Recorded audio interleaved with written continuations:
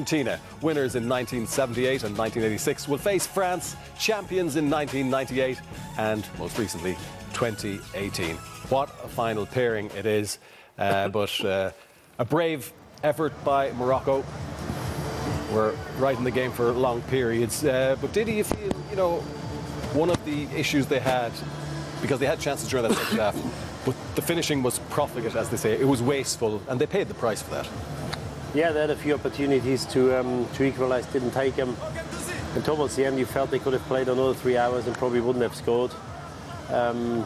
Balls just wouldn't fall for them, but they've been an absolute credit for the country, for the continent, for the Arab world. And, I think they, in a way, brought the human side back to this World Cup. Yeah. You talk about these superstars, top players, top earners. And if you think that one of the greatest players who probably left the scene a week ago in Ronaldo couldn't even congratulate them at the end of the game. They won that game, they've done something historic, and it didn't even have the dignity to congratulate them for what they've achieved. And now you watch them, how they shake hands with the French, the dignity, the graciousness they show in defeat.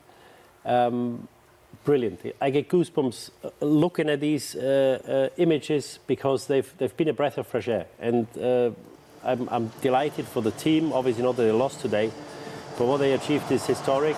Today they just fell short. They lacked the cutting edge up front, and they just came up against a team that was a bit too streetwise for them. Yeah, and in the end, Liam, that added bit of quality, it does always come through, really, doesn't it? Yeah, well, they'll be looking back and maybe the coach will be wondering or questioning, the team he started with, The Moroccan coach? Yes, yeah. Because three defenders had to come off. Yeah. One of them very, very quickly. Where they fit going into the game, there's question marks there, aren't there? And I think Richie pointed it out for the first goal. They were a bit emotional. They were a bit hyper. He shouldn't have gone for that ball that Griezmann got away from him. But I would echo what Didi has just said. They were a credit to their country, credit to the continent. Some of the players that I didn't know too much about. Amrabat plays in Serie A with Fiorentina.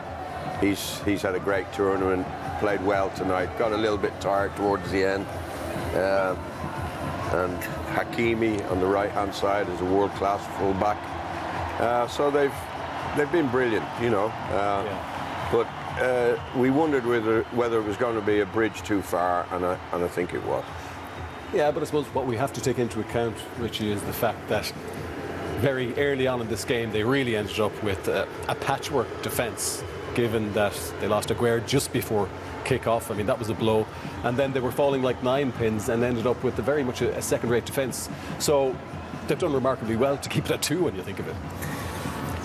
Yeah, those decisions made about the team selection, this is the wrong tone to start with. They should be sitting here praising these players. It's a remarkable achievement. Exactly like Didi said, they've brought so much more to this tournament.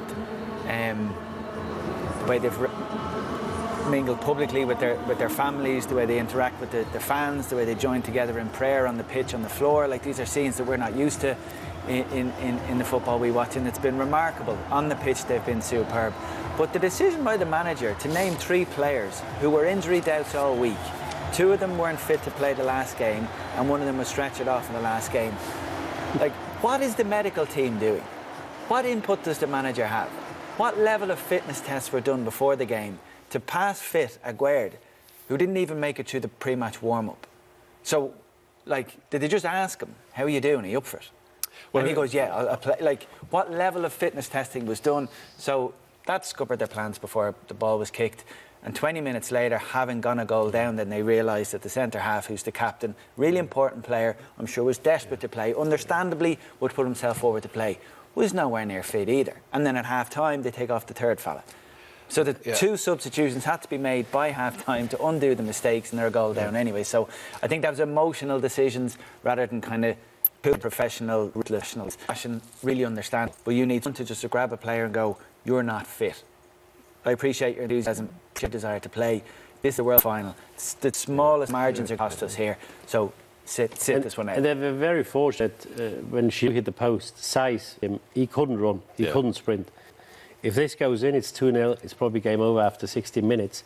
And I understand, I can hear Richie, who makes the decision? Because if the captain says he's fit to play, who am I to say, or the manager to say, you can't play or you shouldn't or you mustn't play? Well, you played for Germany. It's your job. What would be the protocol? Who's going to say? How about the medical team? No, hold on. How about the physio? How about the manager? The people in charge? He would have done some kind of warm-up. If somebody breaks down in the warm-up, it's not the end of the world because you play somebody else. Okay. But what happened, the situation with Saiz when he's got to come off after 15 minutes, when he's limping around for 10 minutes, that's something that's not acceptable. But at the same time, maybe sometimes you've got to take the decision out of the player's hands. Yeah. But if the player, I always felt the player got to make the final decision. What was the problem when you were playing with Germany? Was there a very specific protocol in terms of? Well, there was one actually in the semi-final where I didn't train for 3 or 4 days because I twisted my knee in the last minute against USA.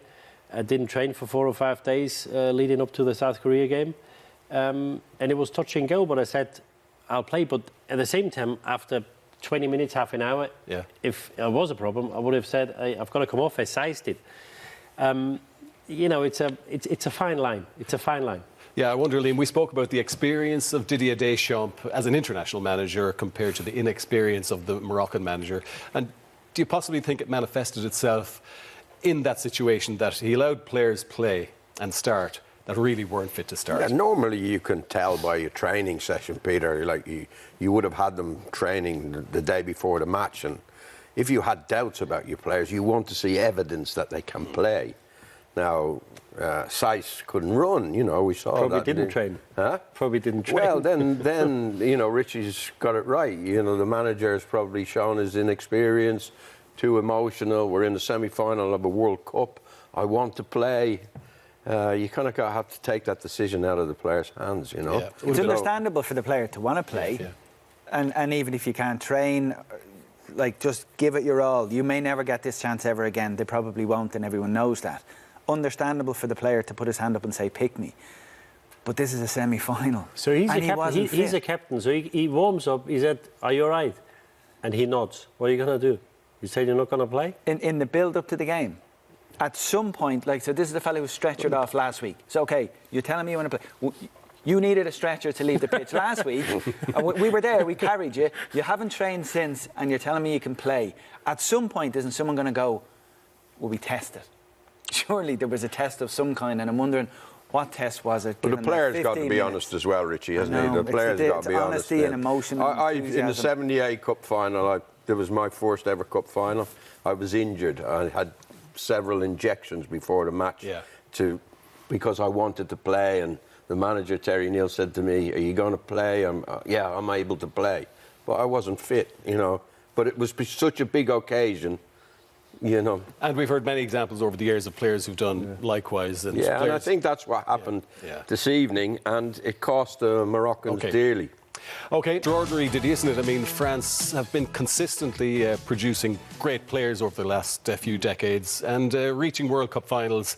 It just shows, that they've produced real quality, haven't they?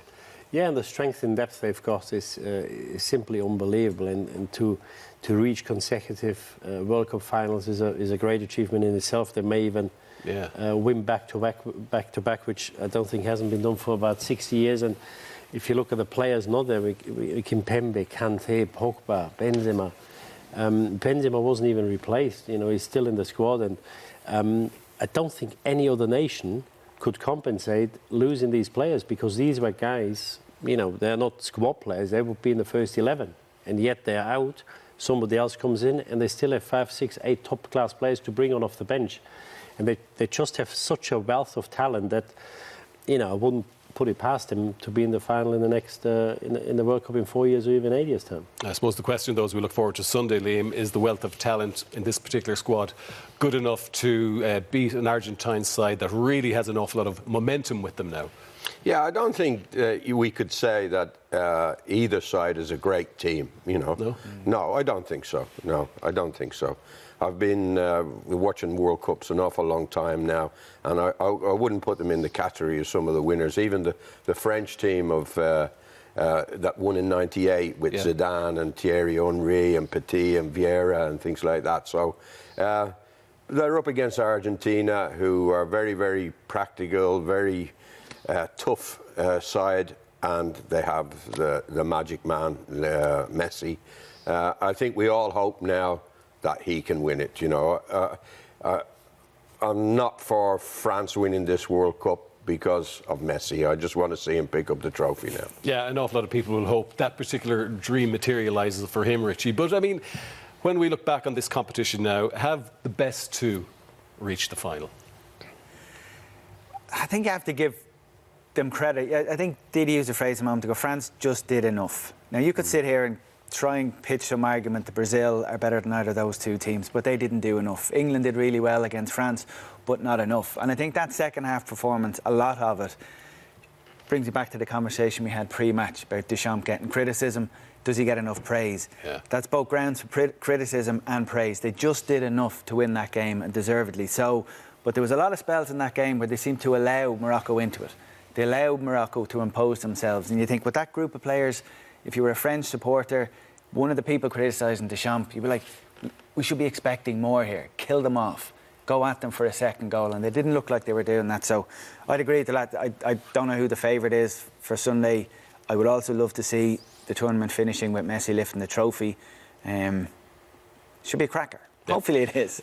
It certainly should, and it's one that we're all looking forward to.